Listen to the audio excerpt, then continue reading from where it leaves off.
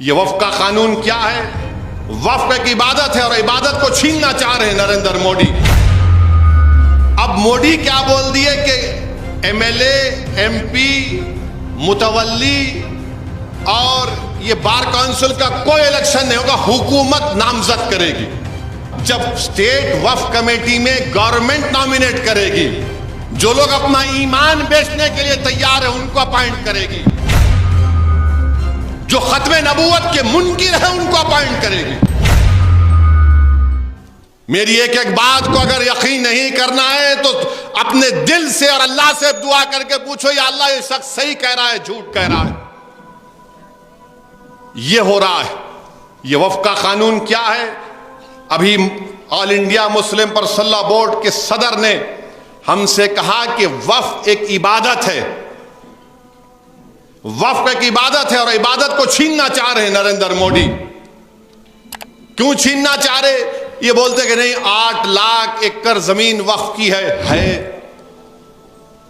किसी गवर्नमेंट ने नहीं दी हमको, किसी आरएसएस बीजेपी के लोगों ने हमको नहीं दी, मोदी ने नहीं दी, अमित शाह ने नहीं दी, किसी कांग्रेस के या किसी पॉलिटिकल पार्टी के लीडर ने नहीं दी। ये पब्लिक प्रॉपर्टी नहीं है, ये प्राइवेट प्रॉपर्टी है। हमारे बुजुर्गों ने दिया है, अल्लाह के नाम पर उसको वक्फ किया है। जैसा कि सदर साहब ने कहा कि ये इबादत है, उसका कानून है।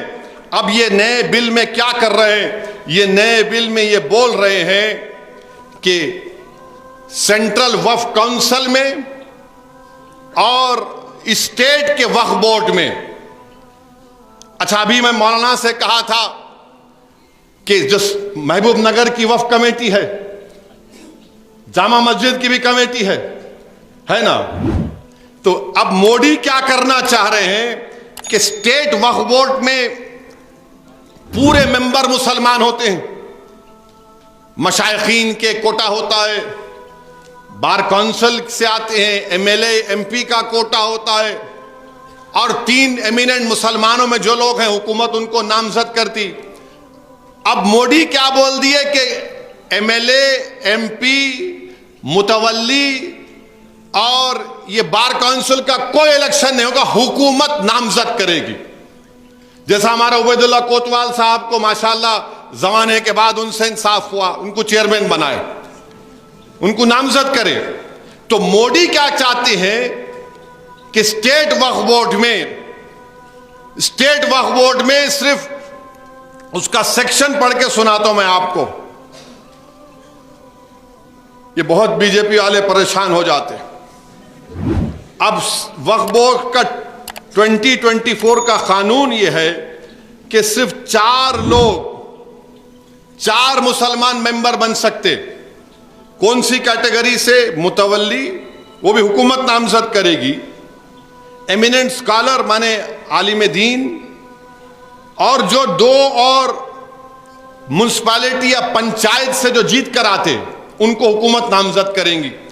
तो जब ये लोग वक्फ बोर्ड में जाकर बैठेंगे खुदा ना खास्ता, तो बोलेंगे महबूब नगर की डिस्ट्रिक्ट कमेटी में पूरे बीजेपी के लोग रहेंगे, महबूब नगर की जामा मस्जिद की कमेटी में पूरे आरएसएस के लोग रहेंगे।